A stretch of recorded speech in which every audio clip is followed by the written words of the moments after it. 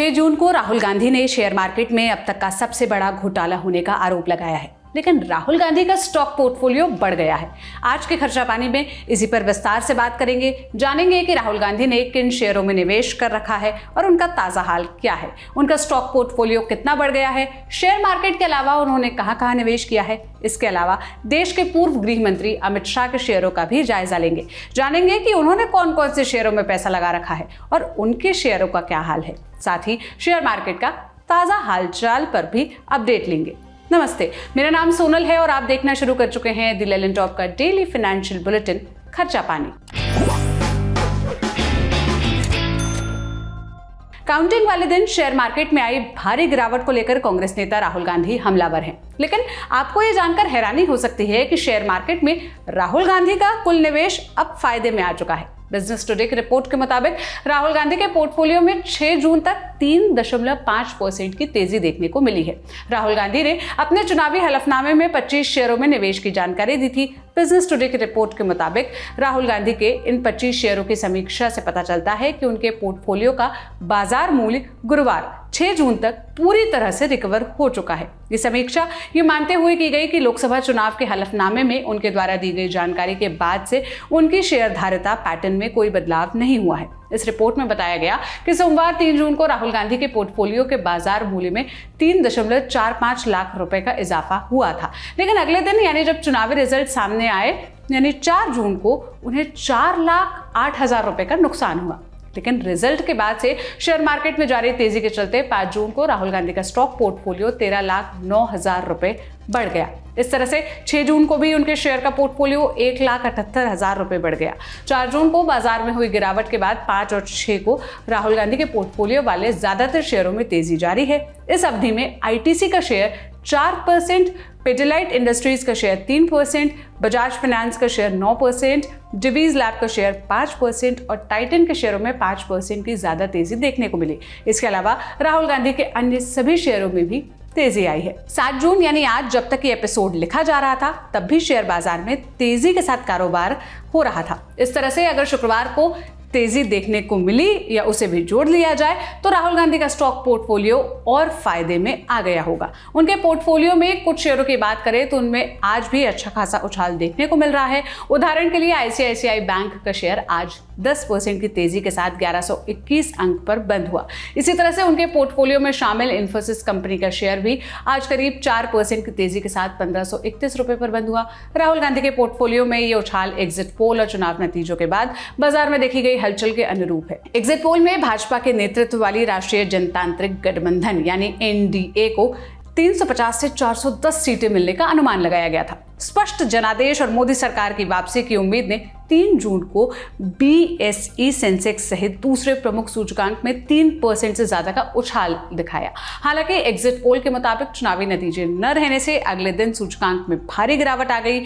आगे बढ़ने से पहले राहुल गांधी की कमाई और उनके पोर्टफोलियो में शामिल शेयरों के बारे में पहले जान लेते हैं। राहुल गांधी ने 3 अप्रैल को केरला के वायनाड से लोकसभा चुनाव के लिए पर्चा भरते समय जो हलफनामा दिया था उसके मुताबिक उन्होंने शेयर बाजार में अच्छा खासा पैसा लगा रखा है। उन्होंने 25 कंपनियों के शेयर में पैसा लगा रखा है। चुनावी हलफनामे में 15 मार्च 2024 को इन शेयरों की कुल कीमत 4,33,60,519 रुपए बताई गई थी। हलफनामे के मुताबिक राहुल गांधी ने पिडिलाइट इंडस्ट्रीज और बजाज फाइनेंस में सबसे ज्यादा पैसा लगा रखा है। राहुल गांधी ने पिडिलाइट कंपनी के 1474 शेयर खरीद रखे हैं। वहीं बजाज फाइनेंस लिमिटेड के उन्होंने 551 शेयर ले रखे हैं। राहुल गांधी ने अल्काइल एमाइंस केमिकल लिमिटेड के 373 शेयर खरीद रखे थे। इसके अलावा राहुल ने Asian Paints, Nestle India, Titan, Hindustan Unilever, ICICI bank, Infosys, TCS, doctor Lal path lab, Divi's laboratories, Deepak nitrite, Britannia industries समेत कई दूसरी कंपनियों के शेयर भी अच्छा खासा पैसा लगा रखा है। उन्होंने एशियन पेंट्स के 1231 शेयर ले रखे हैं। राहुल गांधी के स्टॉक पोर्टफोलियो की एक खास बात यह है कि उन्होंने सबसे ज्यादा पैसा ब्लू चिप कंपनियों में लगा रखा है। शेयर ही नहीं, राहुल गांधी ने म्यूचुअल फंड्स में भी काफी निवेश कर रखा है। म्यूचुअल फंड्स में राहुल गांधी का कुल निवेश 3,81,33,572 रुपए है। राहुल गांधी द्वारा दिए गए वित्तीय विवरण से पता चलता है कि पिछले 5 फाइनेंशियल ईयर में उनकी सालाना कमाई 1 करोड़ रुपए से ज्यादा की रही है। ये तो हो गई राहुल गांधी के पोर्टफोलियो की बात। अब अमित शाह के स्टॉक पोर्टफोलियो का भी जायजा ले लेते हैं। चुनावी हलफनामे में दी गई जानकारी के मुताबिक अमित शाह के स्टॉक पोर्टफोलियो में 180 से ज्यादा स्टॉक शामिल है। इसी साल मार्च के महीने में इन शेयरों की कुल वैल्यू 17 करोड़ 83 लाख रुपए थी और हिंदुस्तान यूनिलीवर, टायर बनाने वाली company MRF, Colgate Palmolive India, Procter and Gamble hygiene and health care और ABB इंडिया जैसे शेयर उनकी टॉप होल्डिंग्स में से थे। इसके अलावा उनके पास Berger paints, UCO bank, Tata power, Vedanta, GAIL और अनंत राज में भी शेयर थे। उनके पोर्टफोलियो में शामिल HUL में एग्जिट पोल के बाद 1.5% की तेजी आई थी, जबकि काउंटिंग वाले दिन ये शेयर करीब 6% और 6 जून को 4% से ज्यादा उछल गया था। वहीं MRF के शेयर के नतीजों के दिन 4% गिरे थे, लेकिन 6 जून को NDA की तीसरी बार सत्ता में आने की उम्मीद में इसमें 5% का उछाल देखने को मिला। अमित शाह के दूसरी टॉप होल्डिंग्स में भी उतार चढ़ाव देखा गया, क्योंकि चुनाव नतीजों के बाद बाजार में अचानक बदलाव देखने को मिला। बता दें कि शेयर बाजार में 4 जून को आई भारी गिरावट के मुद्दे पर कांग्रेस सांसद राहुल गांधी ने तीखा हमला बोला। 6 जून को उन्होंने बाजार में गिरावट के लिए नरेंद्र मोदी, गृह मंत्री अमित शाह, पूर्व गृह मंत्री और पूर्व वित्तीय मंत्री निर्मला सीतारामन पर सीधा निशाना साधा। साथ ही भारी गिरावट को शेयर मार्केट के इतिहास का सबसे बड़ा स्कैम बताया और इसकी JPC यानी ज्वाइंट पार्लियामेंट्री कमेटी जांच की मांग की। उन्होंने सवाल उठाते हुए पूछा कि आखिर PM मोदी, अमित शाह और वित्त मंत्री ने शेयर बाजार में 4 जून को रिकॉर्ड तेजी की आस क्यों जगाई और लोगों को शेयर खरीदने के लिए क्यों कहा। राहुल गांधी ने कहा कि बाजार क्रैश होने से शेयर मार्केट में पैसा लगाने वाले रिटेल निवेशकों को 30 लाख करोड़ रुपए का नुकसान हो गया।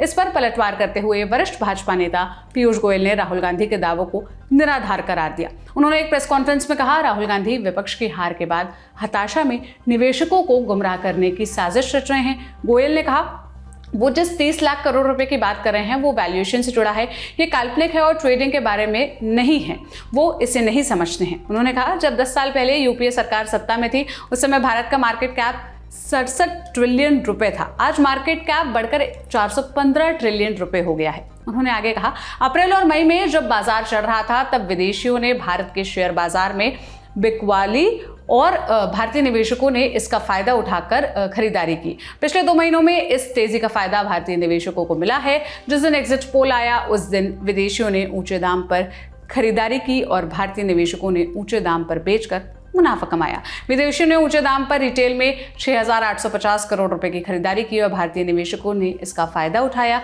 अगले दिन जब 4 तारीख को नतीजे आए, जब बाजार गिरा तो विदेशी निवेशकों ने कम दामों पर शेयर बेच डाले और भारतीय निवेशकों ने इस भरोसे के साथ खरीदारी की कि मोदी सरकार आ रही है और हम इसका फायदा उठाएंगे। इसलिए विदेशियों ने ऊंचे दाम पर खरीदारी की और कम दामों पर बेचा। भारतीय निवेशकों ने ऊंचे दाम पर बिक्री की और कम दामों पर खरीदारी। गोयल ने दावा किया कि इस दौरान भी भारतीय निवेशकों ने कमाई की है। दरअसल 1 जून को 7वें चरण का मतदान पूरा होने के बाद एग्जिट पोल आने शुरू हो गए और लगभग सभी में भाजपा को स्पष्ट बहुमत मिलने का अनुमान जताया गया। एग्जिट पोल 1 जून को आया था और इसके अगले दिन शेयर बाजार बंद था। फिर 3 जून सोमवार को मार्केट खुला और एग्जिट पोल के अनुमानों के असर के चलते बाजार में रिकॉर्ड तोड़ तेजी देखने को मिली। 3 जून को सेंसेक्स 2507.47 अंक के उछाल के साथ 76,467.78 के लेवल पर बंद हुआ था। बाजार में 3 जून को आई इस तेजी के चलते निवेशकों ने करीब 13 लाख करोड़ रुपए की कमाई की थी। अगले ही दिन यानी 4 जून को जब लोकसभा चुनाव के नतीजे आने शुरू हुए तो 3 जून की तेजी भयंकर गिरावट में तब्दील हो गई और नतीजों वाले दिन BSE का सेंसेक्स 1700 अंक टूट कर ओपन हुआ और दोपहर 12:20 तक 6,094 अंक की गिरावट लेते हुए 70,374 अंक के लेवल पर आ गया। वहीं और निफ्टी इंडेक्स करीब 1947 अंक की भारी गिरावट के साथ फिसलकर 21,316 के लेवल पर था। कोरोना काल के बाद यह बाजार की सबसे बड़ी गिरावट रही और मार्केट क्रैश होने से BSE का मार्केट कैप एक ही दिन में करीब 31 लाख करोड़ रुपए कम हो गया। हालांकि 5 जून के बाद से शेयर बाजार में शानदार रिकवरी हुई है और सिर्फ 3 दिन में ही शेयर मार्केट ने रिजल्ट वाले दिन आई गिरावट की पूरी रिकवरी कर ली है। इस बीच 7 जून 2024 को एक बार फिर से बाजार ने नया रिकॉर्ड दर्ज किया है। शुक्रवार को सेंसेक्स ऑल टाइम हाई पर बंद हुआ। 7 जून को सेंसेक्स करीब 1619 अंक चढ़कर 76,693 अंक पर बंद हुआ। इसी तरह निफ्टी भी करीब 470 अंक उछलकर 23,290 अंक पर बंद हुआ। ये था आज का खर्चा पानी। इस पर आप क्या राय रखते हैं हमें कमेंट बॉक्स में जरूर बताइएगा। ये बुलेटिन लिखा था मेरे साथी प्रदीप यादव ने, और आप कमेंट पे अपनी राय हमें जरूर देते जाइएगा। अगले एपिसोड तक अपना खूब ख्याल रखिए। शुक्रिया।